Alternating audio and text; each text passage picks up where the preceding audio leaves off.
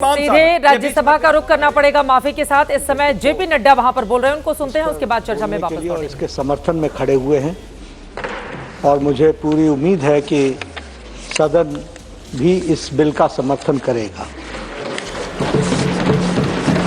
जैसा कि मैंने कहा कि मेरी उम्मीद है, तो मैं पूरा वाक्य इस तरीके से बोलता हूं कि मुझे उम्मीद है कि उम्मीद का समर्थन होगा। यह बिल का मूल उद्देश्य रिफॉर्म्स लाकर वक्फ के प्रॉपर्टीज की मैनेजमेंट को प्रॉपर करना। मेरे मन में भी ये बात आ गई कि उम्मीद की उम्मीद पर टिकी है। जी जी, क्योंकि आपने 2 बार कहा तो मैंने सोचा 3 बार कह दी। जी जी, नहीं, बिल्कुल ठीक कहा आपने। अभी इस पर काफी चर्चा हुई है, पक्ष विपक्ष के तरफ से सभी लोगों ने चर्चा में भाग ले रहे हैं और अपनी अपनी बातों को रख रहे हैं।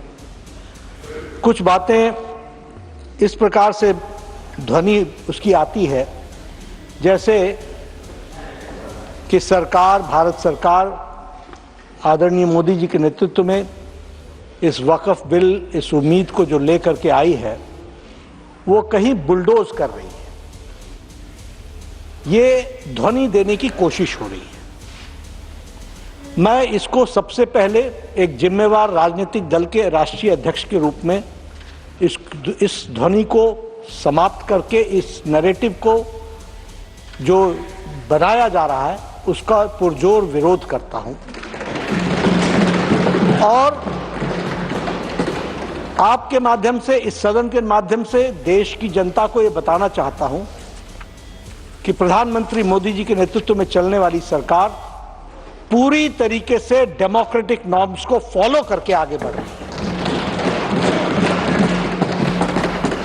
है। अब मैं प्रोसेसेस की बात करूं, नासिर जी ने उसके बारे में चर्चा की है, मैं भी उस पर चर्चा करूंगा। लेकिन जॉइंट पार्लियामेंट्री कमेटी, आपने कहा, हमने जॉइंट पार्लियामेंट्री कमेटी बनाई 2013 में। इसी वक्फ बिल की बात को जब जॉइंट पार्लियामेंट्री कमेटी बनी थी तो उसमें सिर्फ 13 सदस्य थे और नरेंद्र मोदी जी की सरकार में जो जॉइंट पार्लियामेंट्री कमेटी बनी उसमें 31 सदस्य थे, 31, जस्ट 1 3 and 3 1। आप समझ, जेपी नड्डा को आप सुन रहे थे तमाम बारीकियां बताते हुए और साथ ही ये जताते हुए कि वक्फ बिल के आ जाने से ये जो संशोधन हो रहे हैं उसके बाद से क्या क्या चीजें बदल जाएंगी। विस्तार से जो बड़ी बातें उनकी ओर से कही गई हैं वो आगे भी आप तक पहुंचाएंगे। मांग पर हमने जेपीसी बनाए और सभी से विचार विमर्श के बाद जितने भी संशोधन थे उसको लेकर सरकार आगे बढ़ी है लोकतांत्रिक प्रक्रिया के तहत।